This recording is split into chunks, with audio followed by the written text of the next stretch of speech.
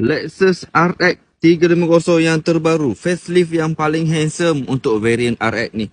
Okay, tahun 2024, grade 4.5B, mileage pun rendah lagi. Okay, jom kita tengok sekeliling kereta. Bahagian hadapan fully standard, datang dengan warna hitam yang memang lah.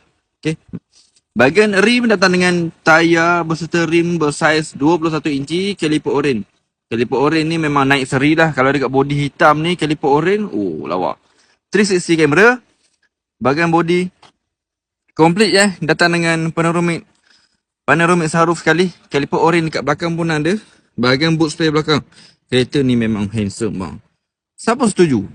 Body dia lawa. Memang sangat-sangat lawa. Tak kisahlah warna hitam ke putih ke, untuk RX 350 yang baru ni memang Bahagian boot space sangat-sangat luas. Sangat-sangat luas. Nak tak cukup luas lagi, baringkan seat tu. Okay. Bahagian bawah datang dengan repair kit komplit. Okay, bahagian kiri body, bila mana kereta tu grade 4.5, memang cantik. Kenapa dia B? Kejap lagi saya tunjuk dekat dalam report. Okay. Kereta ni datang dengan CC 2.4 turbo inline 4, horsepower sekitar 275, torque sekitar, Allah saya lupa. Tapi tak apa, nanti saya pamerkan dalam video. Bahagian door trim belakang, condition kemas. Bahagian seat belakang, okay, memang ikoniknya Lexus ni datang dengan hitam merah. Hitam semua memang rare bang. Memang rare. Panoramic yang besar, cermin depan tu boleh buka. Belakang ni static sahaja. Okay. Bahagian tengah, bahagian hadapan,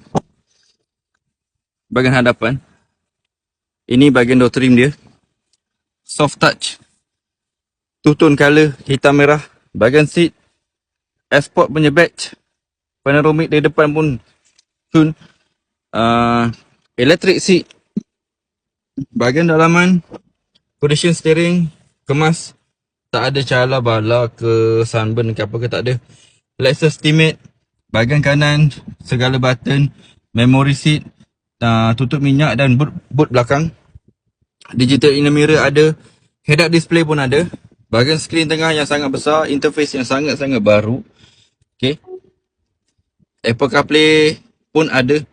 Lepas tu, bahagian tengah dekat sini ada wireless charging. Kadang-kadang dia datang dekat atas, tapi yang ni dia datang dekat bawah. Mana-mana pun sama je. Cup holder, gearbox, gear knob. Bahagian button-button auto start, hill assist, button hold, parking brake pun ada dekat sini. Okay.